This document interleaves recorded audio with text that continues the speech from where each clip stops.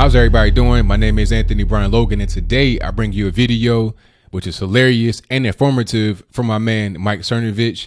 Now, I don't think he was the one that filmed it originally, of course. He put it on his Facebook page, and I think the video comes from their official website. And when I say they, I mean an Antifa cell that's based in Chicago. They have a gym, and they're training fighters in their group to fight against Donald Trump, to fight against people that are on the far right or whatever other boogeyman they believe is out there. Now, Antifa, if you don't know, that stands for Anti-Fascist. They're a group that, like I said, they want to be against Trump. They want to be against the so-called far right. They're people that are just like the far left liberals that want to go out here and create drastic change in their mind. You may have seen them on the news. Sometimes they're like, 100 people deep. They go and smash windows at rallies, do stupid stuff, just really trying to bully people into believing their way of thinking is correct. Now, some people have asked me about these guys before, and they say, hey, what's going on with Antifa? Do they want to start a civil war? Would they be able to start a civil war? Now, after you get done watching this video we're about to show you, I think that'll pretty much answer your question. And after we get done rolling the video, I'll give you my point of view about Antifa, about their threat or not so much of a threat to the U.S., and also just the political climate in general as it relates to the far left and far right. So without further ado, go ahead and roll it. So Haymaker is an autonomous gym that's starting up now in Chicago. The aim is to establish more networks of self-defense. We're trying to develop self-defense skills in a political climate that's increasingly violent, especially towards marginalized peoples, people who are not in power, the poor, the oppressed. We're invested in building material force of resistance against the rising nature of fascism in this country and obviously the longer history of white supremacy. And so we're really invested in cultivating the capacities for our bodies to just be stronger, because at the end of the day, it's stronger people are harder to kill. A lot of people think like when you learn how to fight, it's all about being aggressive and like learning how to go start fights with people. That's not what we're about at all. We're here to develop the bodily instincts to be able to react in a situation where we might be put in danger. We believe that we need to start developing these skills, especially as the violence against us, violence against marginalized peoples is only escalating under Trump, right? We want this to be an open-facing project. Everybody's welcome except police and people that are affiliated with strong right-wing groups. We're trying to build a space where people who may not be accepted into the kind of heteronormative, masculine, macho gym culture, and have a space for everyone to be able to learn self-defense skills. It's going to be free, donation-based. A lot of anti-fascist groups in the U.S. Tend to kind of stay underground, and so we want to make this kind of politics of anti-racism and anti-fascism much more public and much more accessible to the mainstream. And so, yeah, we're a broad, open, public-facing, popular self-defense project. So it's Haymaker Chai at riseup.net. We also have a Twitter, which is also Haymaker Chai. So a number of different folks have already emailed us, and they're interested in starting similar projects in other cities. So we're like really invested in, beyond the kind of local context of Chicago, we think that starting a network of self-defense gyms all over the U.S. would be really dope. Because like within our organizing collective, we don't necessarily have, we can't speak to all of the different problems, I guess, and issues that people face in the city. So we're trying to use Haymaker as a space to organize with other groups in order to advance the broader cause, I guess, of self-defense. Okay, so you see what's going on there now. I don't have to say much. You already saw it. You saw it for your own two eyes. This was not a parody. I promise you. They have a website. They have a Twitter. I'll put that on the screen before you and also in the box below. But this is real. They're dead serious. They have a gym and they want to go. They want to train. But I'm going to ask you this question. Anybody that's watching me, anybody that can hear my voice, do those guys scare you? Are you afraid of Antifa after seeing that video? Do you think that, hey, I might have to watch my back in the dark alley at night because if a guy from Antifa comes up, I might have to do something. I might have to be armed.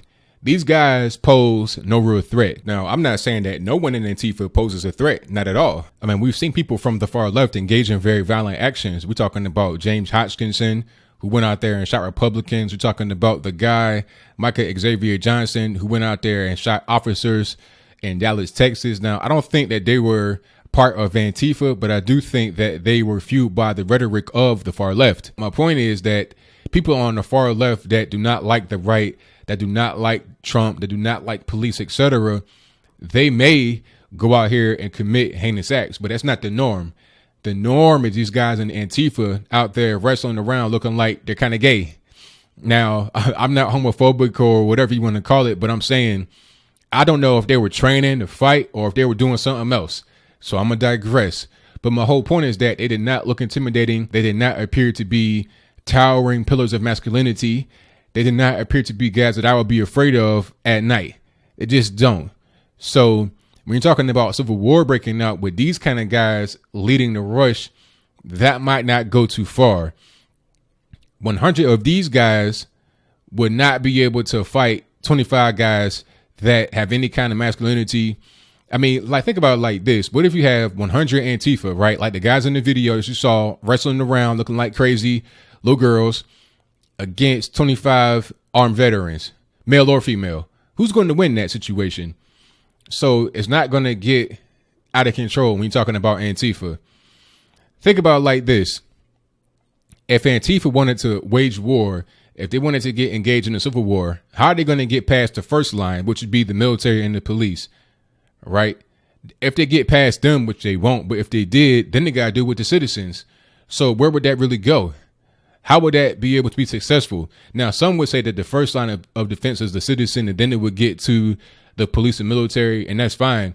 But they wouldn't be able to pass either barrier. So there would be no room for them to be able to progress any kind of real civil war.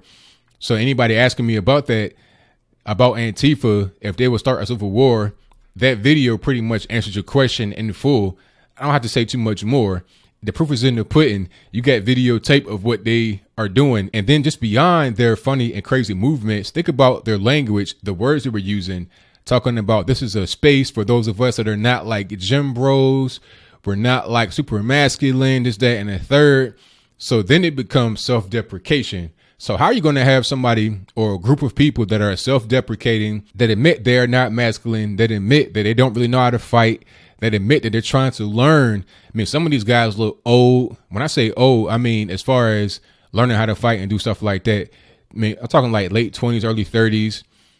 These dudes, the way they're talking, the way they're behaving, I wouldn't lose sleep at night over these guys being the ones I got to fight against, right? I'm more worried about the gangbangers and the illegal immigrants come over here and commit crime, the real murderers, robbers, rapists, people that those of us on the right want to see under the jail, and those on the left somehow want to see free. Talking about, oh, the justice system is unjust, is that, and the third. You want to let people that are violent back out on the streets. You want to let violent crackheads, heroin addicts, etc., back out on the streets to terrorize people in these low income areas. That's what they want to do.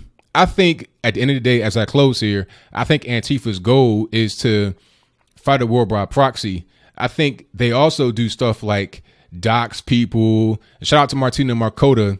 I interviewed her on my channel. She was talking about how Antifa was doxing her. They do stuff like that, like soft crimes. They're not going to be out there on the front lines. So if anything, if any kind of war would break out, it would be a war like on a digital realm. It wouldn't be nothing in the street for real, because these guys, maybe they're good at hacking and stuff like that, but they're not good at anything else. So that's pretty much all I got to say about it. What do you think? Do you think these guys in Antifa, the anti-fascist people, will they be able to engage in a successful war against the U.S., against those of us on the right? Do you fear them? Do you think that these guys are people that you got to look out for? Would you lose sleep over them? Now, I'm just saying, I'm asking for your opinion, because I can give you mine based upon how they look, but maybe you see things differently than me. Or do you agree? Do you think I'm on point on my assertion? Do you think these guys are not any threat? They don't pose any threat. We have much bigger fish to fry. We're talking about the healthcare bill. We're talking about the economy. We're talking about a lot of other things that are much more important, rather than these guys 28, 29, taking Tabo for the first time, looking like they can't bust a grape in the fruit fight. But whatever your comments are, let me know in the comments below. That's all I got to say for this video. If you like what you heard, please comment, rate, share, and subscribe. Peace. And so we're really invested in cultivating the capacities for our bodies to just be stronger, because at the end of the day, it's stronger people are harder to kill.